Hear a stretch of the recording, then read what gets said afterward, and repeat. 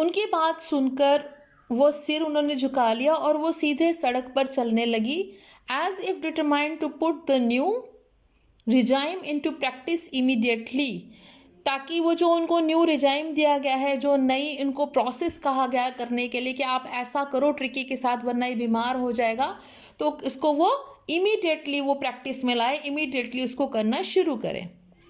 I watched their progress with growing concern. Tricky was tottering along in his little tweed coat. He had whole wardrobe of these coats for the cold weather and a raincoat for the wet days. He struggled on, drooping in his harness. I thought it wouldn't be long before I heard from Mrs. Pumphrey. अब यहाँ पर कहते हैं उसकी चिंता जो थी बहुत ज़्यादा बढ़ रही थी.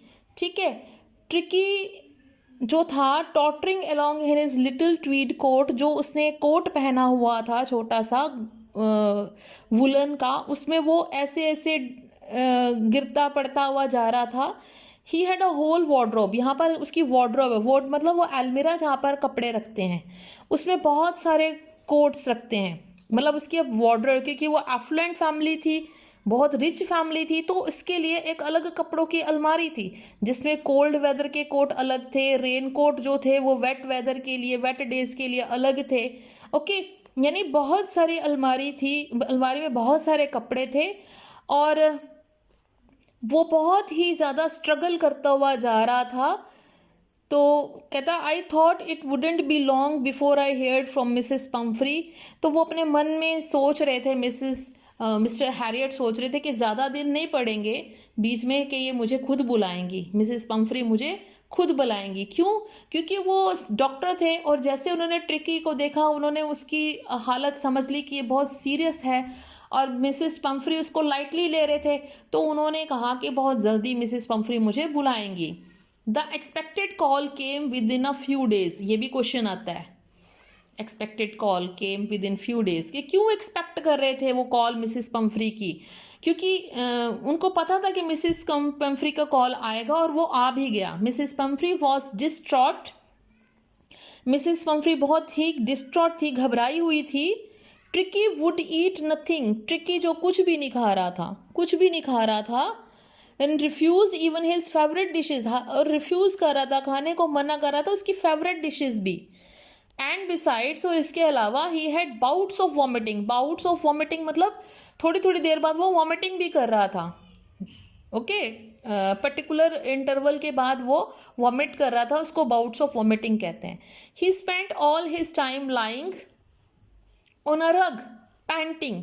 मतलब सारा टाइम वो रग पे, रग मतलब कहता है गलीचा, वो मोटा सा कपड़ा जो नीचे बिछाते हैं उस पे वो बैठा रहता है. पैंटिंग, पैंटिंग क्या होता है? जीभ बाहर निकाल के सांस लेते हैं ना डॉगी, उसको बोलते हैं.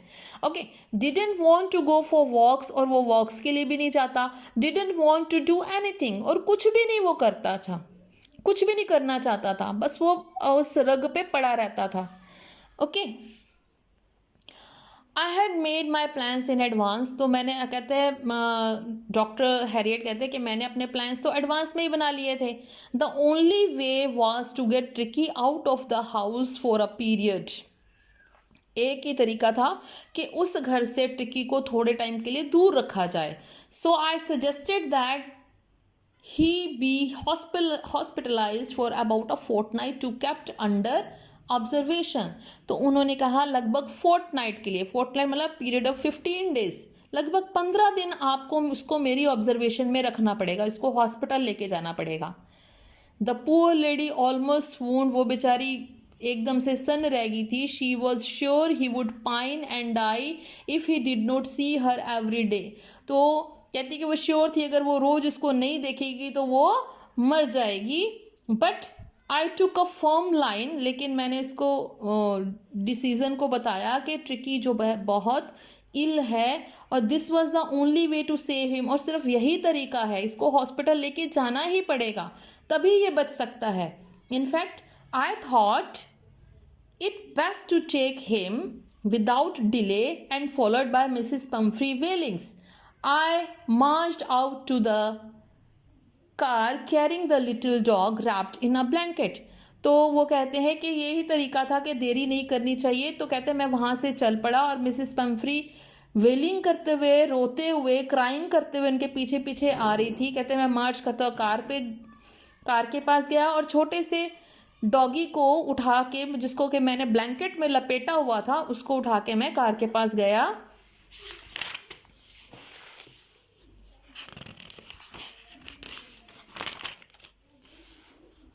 The entire staff was roused and maids rushed in and out, bringing his day bed, his night bed, favorite cushions, toys. ये भी क्वेश्चन इंपॉर्टेंट है बेटा। ये सीन, पार्टिंग सीन के नाम से क्वेश्चन आता है। पार्टिंग सीन बताओ कि जब वो उससे सेपरेट हो रहे थे, सेग्रीगेट हो रहे थे, तो वो सीन क्या था। दैट मीन्स जब ट्रिकी को, जो मिस्टर जेम्स हैरियट है, हॉस्पिटल लेके जा रहे थे, तो कैसा सीन था। ये भी क्वेश्चन बहुत आता है कि जो पूरा स्टाफ था, सारा स्टाफ, उसकी मेड्स, उसके जो भी नौकर चाकर थे, बस वो अंदर बाहर भागे जा रहे थे। कोई उसका डे बेड लेके आ रहा था, कोई उसका नाइट बेड लेके आ रहा था, कोई उसके फेवरेट कुशन उठा के ला रहा था, कोई टॉय, कोई रबर रिंग, कोई ब्रेकफास्ट बाउल, कोई लंच बाउल, कोई सपर बाउल, मतलब उसकी कोई ना कोई चीज़ लेके सब अंदर बाहर भाग रहे थे। Realising that my car would never hold all the stuff, और मुझे ऐसा लगा कि मेरी कार में इतनी सारी चीज़ें नहीं आ पाएंगी। So I started to drive away, तो मैंने ड्राइव करना शुरू कर दिया। एज आई मूव्ड ऑफ, जैसे ही मैं वहाँ से चला, Mrs Pomfrey with A despairing cry threw an armful of the little coats through the window. तो कहते जैसे ही मैंने गाड़ी स्टार्ट की और मैं वहाँ से चला, तो मिसिस पम्फ्री ने एक चीख के साथ कोटे, जो बहुत सारे कोट पकड़े हुए थे उसके ट्रिकी के, वो खिड़की से अंदर फेंक दिए, विंडो से अंदर फेंक दिए। I looked in the mirror, तो गाड़ी में जो सामने शीशा रहता है, तो मैंने उसमें देखा। Before I turn the corner of the drive, गली में मुड़ने से पहले, एवरीबडी वॉज इन टीयर्स, के हर किसी के आंखों में आंसू थे। ये पार्टिंग सीन है बेटे, और ये क्वेश्चन का आंसर आपको लिखना पड़ेगा जब भी ये क्वेश्चन आएगा कि क्या क्या हुआ था। Okay. Out on the road, I glanced down at the pathetic little animal gasping on the seat by my side. I patted his head and Tricky made a brave effort to wag his tail. Poor old lad, I said, you haven't a kick in you, but I think I know a cure for you. अब वो जब वो सड़क पे बाहर आए, तो उन्होंने इस छोटे से डॉगी को देखा, तो जो कि सीट पर बैठा हुआ था, उनके साइड में बैठा हुआ था, और अभी भी वो गैस्पिंग होता है, हाफना, ठीक है, gasping on the seat bye my side, मेरे साइड में बैठ के वो अभी भी हाँफ रहा था। तो आई पैटेड मैंने थपथपाना, ऐसे उसका हेड थपथपाया, एंड ट्रिकी ने थोड़ी सी हिम्मत करके अपनी पूंछ हिलाई। वो कहते हैं पुअर ओल्ड लैड, बेचारा छोटा सा बच्चा। मैंने कहा कि तुम्हारे अंदर अभी कोई भी जोश नहीं है। ये you haven't a kick in you मतलब कि तुम्हारे अंदर अभी एनर्जी नहीं है। But I think I know a cure for you, लेकिन मुझे पता है कि तुम्हारा क्या इलाज है, कि तुम्हारे क्योर कैसे करना है, तुम्हें कैसे ठीक करना है। ओके। एट द सर्जरी, अब यहाँ पर surgery means clinic, surgery means clinic. Okay.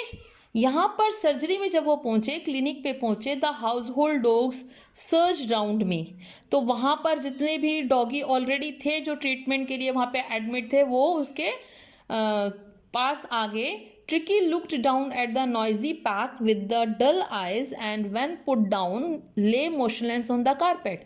अब जब वो ट्रिकी ने नीचे देखा कि इतनी आवाज़ें, वो झुंड कहाँ से आ रहा है डल आइज के साथ, तो when put down lay motionless on the carpet, जब उसको नीचे उतारा गया तो कारपेट पे वो motionless मतलब बिना हिले डुए वहीं पे पड़ा हुआ था। The other dogs after sniffing around him for a few seconds decided he was an uninteresting object. ये भी 2 मार्क्स के क्वेश्चन में आया कि वो जो दूसरे डॉग्स थे उन्होंने उसको अनइंटरेस्टिंग ऑब्जेक्ट समझा और उसको इग्नोर कर दिया कि ये तो हिल ही नहीं रहा, ये तो जहाँ वहीं पर पड़ा हुआ है, तो उसको छोड़ के वो चले गए। Okay. I made up a bed for him in a warm loose box next to one where the other dogs slept. तो दूसरे जहाँ डॉगी सोते थे उनके पास ही एक बॉक्स में मैंने उसका बेड लगाया. For 2 days I kept an eye on him. 2 दिन तक मैंने उस पर नज़र रखी. Giving him no food.